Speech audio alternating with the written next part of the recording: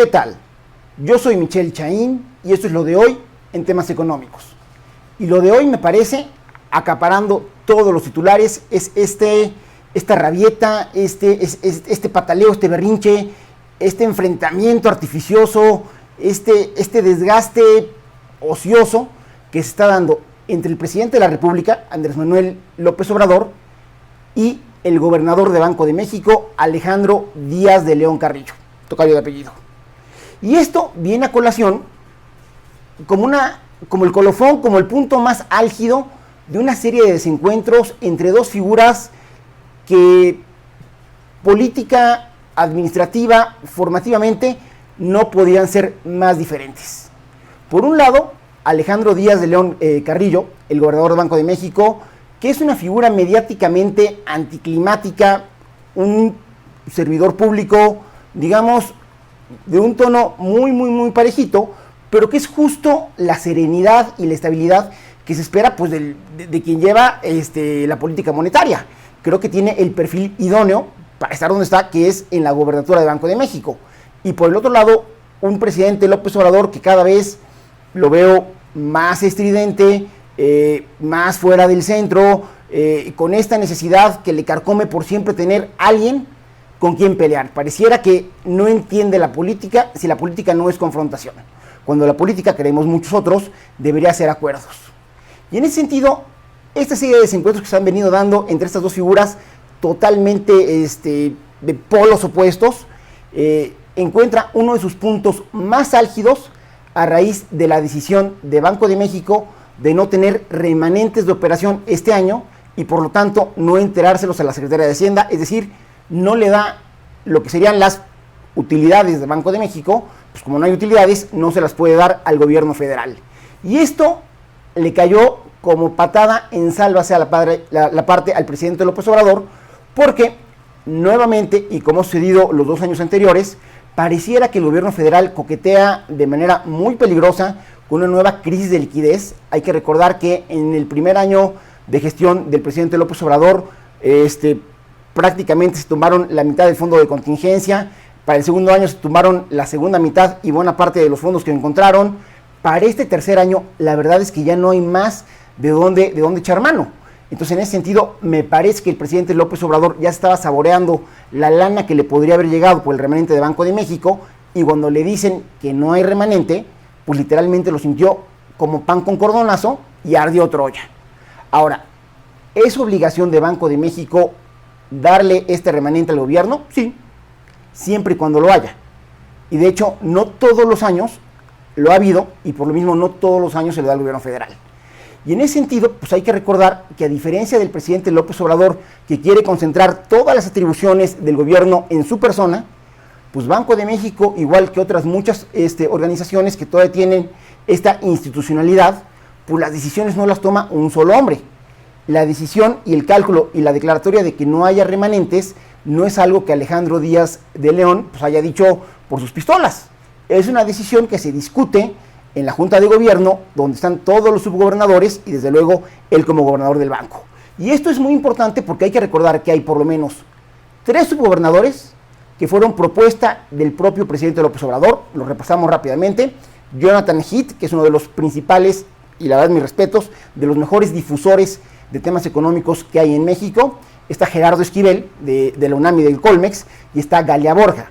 De tal manera que las 3 fichas que ya tiene el presidente López Obrador en la Junta de Gobierno de Banco de México tuvieron que discutir y aprobar la decisión sobre los remanentes.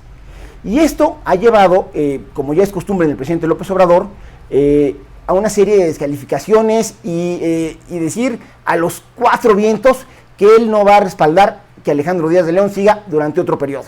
Una noticia que no sorprende absolutamente a nadie. Digamos que esto es un tema muy cantado. Lo que sorprende es, uno, que lo haga 7 meses antes de la salida de Díaz de León de Banco de México. De tal manera que esto se abre una especie de impas, donde lo único que va a evitar que haya mayores confrontaciones entre Banco de México y la Presidencia de la República va a ser la prudencia del propio Alejandro Díaz de León, que la verdad es que ya no tiene absolutamente nada que perder. Ya le dijeron que no va a repetir, tiene este impasse extraño de 7 meses donde ya le dijeron que no lo quieren pero lo deben de tener. Seguramente él, en cuanto salga de Banco de México, su siguiente labor profesional va a ser en el extranjero. Díganle, fondos de inversión, algún banco grande, algún organismo internacional, el Banco Internacional de Pagos. Insisto, difícilmente, con el perfil que tiene, después de haber sido un muy eficiente banquero central en México, difícilmente su trayectoria profesional va a seguir en el país, de tal manera que él ya está más allá del bien y del mal. En una persona menos prudente y con menos temple, posiblemente lo vería como un free ticket para estar agarrando a la presidencia de punching bag. No es el perfil de Díaz de León, y en ese sentido me parece que su temple va a ser lo que va a permitir que haya una cordialidad en estos 7 meses. Desde luego la pregunta es, ¿quién lo va a suceder? Normalmente una tradición no escrita de los presidentes de México es que normalmente el secretario de Hacienda es al que impulsan para que ocupe la posición de Banco de México. Sucedió con Guillermo Ortiz, así sucedió con Agustín Carstens. En ese sentido, pues veremos si Herrera es el propuesto por parte del presidente o, como nos tiene acostumbrados, sale con alguna sorpresa. Pero de las cosas curiosas, de las cosas que creo que sí habría que alzar la ceja y habría que criticar al presidente López Obrador, es esta facilidad para descalificar y para tratar de manchar las reputaciones de la gente que no está de acuerdo con él. Caso concreto, nuevamente, el gobernador de Banco de México, a quien una vez más lo acusa de haber autorizado los créditos de Bancomext, con los cuales se hicieron todas las operaciones de agronitrogenados. Lo cual, como el propio Díaz de León lo ha dicho, es totalmente falso.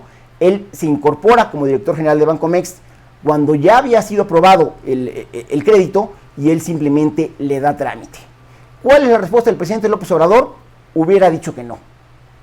Y la verdad es que aquí el presidente López Obrador habla más de él que en realidad de todos los demás. ¿Por qué? Porque da un brochazo, da un vistazo a esa concepción que tiene, donde todas las instituciones, todos los cuerpos de gobierno, todas estas instituciones que creamos para que haya pesos y contrapesos, para él no existen. Para él todo tiene que reducirse a la decisión de una sola persona.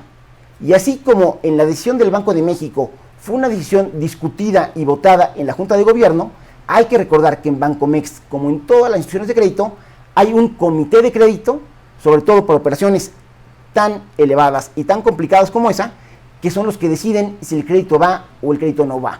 No es de que llegue el nuevo director, que en este caso era Díaz de León, y dijera por mis chicharrones y echara todo eso para atrás.